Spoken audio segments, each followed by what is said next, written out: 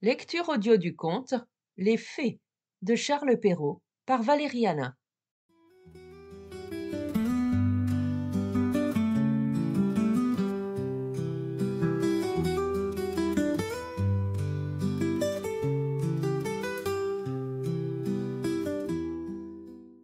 Il était une fois une veuve qui avait 2 filles. L'aînée lui ressemblait si fort d'humeur et de visage que qui la voyait la mère. Elles étaient toutes deux si désagréables et si orgueilleuses qu'on ne pouvait vivre avec elles.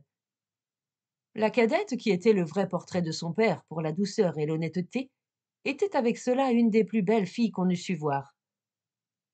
Comme on aime naturellement son semblable, cette mère était folle de sa fille aînée et en même temps avait une aversion effroyable pour la cadette. Elle la faisait manger à la cuisine et travailler sans cesse.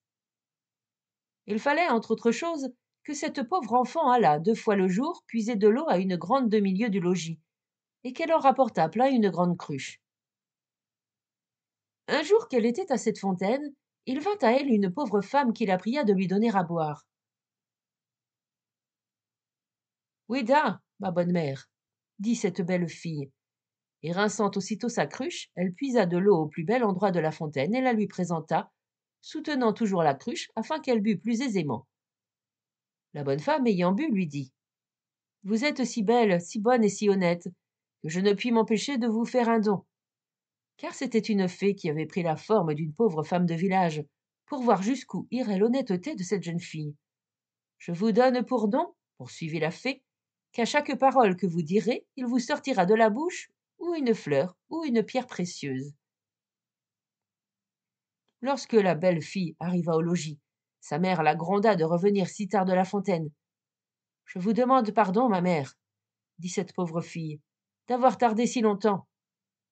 Et en disant ces mots, il lui sortit de la bouche 2 roses, 2 perles et 2 gros diamants. Que vois-je là? Dit sa mère, tout étonnée. Je crois qu'il lui sort de la bouche des perles et des diamants. D'où vient cela, ma fille? Ce fut la première fois qu'elle l'appela sa fille. La pauvre enfant lui raconta naïvement tout ce qui lui était arrivé, non sans jeter une infinité de diamants. Vraiment, dit la mère, il faut que j'y envoie ma fille. Tenez, Fanchon, voyez ce qui sort de la bouche de votre sœur quand elle parle. Ne seriez-vous pas bien aise d'avoir le même don? Vous n'avez qu'à aller puiser de l'eau à la fontaine, et quand une pauvre femme vous demandera à boire, lui en donner bien honnêtement. Il me ferait beau voir, répondit la brutale. Aller à la fontaine. Je veux que vous y alliez, reprit la mère, et à tout à l'heure. Elle y alla, mais toujours en grondant. Elle prit le plus beau flacon d'argent qui fût dans le logis. Elle ne fut pas plus tôt arrivée à la fontaine qu'elle vit sortir du bois une dame magnifiquement vêtue qui vint lui demander à boire. C'était la même fée qui avait apparu à sa sœur, mais qui avait pris l'air et les habits d'une princesse, pour voir jusqu'où irait la malhonnêteté de cette fille. Est-ce que je suis venue ici, lui dit cette brutale orgueilleuse, pour vous donner à boire? Justement, j'ai apporté un flacon d'argent tout exprès pour donner à boire à madame. J'en suis d'avis. Buvez à même si vous voulez. Vous n'êtes guère honnête, reprit la fée sans se mettre en colère. Eh bien, puisque vous êtes si peu obligeante, je vous donne pour don qu'à chaque parole que vous direz, il vous sortira de la bouche un serpent ou un crapaud. D'abord que sa mère l'aperçut, elle lui cria: Eh bien, ma fille! Eh bien, ma mère! Lui répondit la brutale en jetant 2 vipères et 2 crapauds. Ô ciel! S'écria la mère. Que vois-je là? C'est sa sœur qui est en cause, elle me le paiera. Et aussitôt elle courut pour la battre. La pauvre enfant s'enfuit et alla se sauver dans la forêt prochaine. Le fils du roi, qui revenait de la chasse, la rencontra, et, la voyant si belle, lui demanda ce qu'elle faisait là toute seule, et ce qu'elle avait à pleurer. Hélas, monsieur, c'est ma mère qui m'a chassée du logis.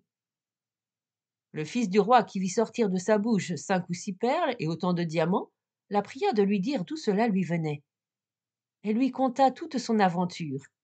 Le fils du roi en devint amoureux, et considérant qu'un tel don valait mieux que tout ce qu'on pouvait donner en mariage à un autre, l'amena au palais du roi son père, où il l'épousa. Pour sa sœur, elle se fit tant haïr que sa propre mère la chassa de chez elle, Et la malheureuse, après avoir bien couru, sans trouver personne qui voulût la recevoir, alla mourir au coin d'un bois. Moralité. L'honnêteté coûte des soins et veut un peu de complaisance, mais tôt ou tard elle a sa récompense, et souvent dans le temps qu'on y pense le moins. Autre moralité. Les diamants et les pistoles peuvent beaucoup sur les esprits, cependant les douces paroles ont encore plus de force et sont d'un plus grand prix.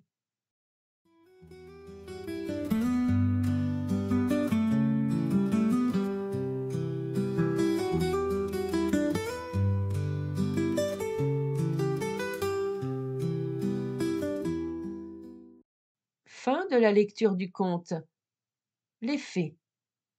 Merci de votre écoute, je vous rends vos oreilles, cœur avec les doigts.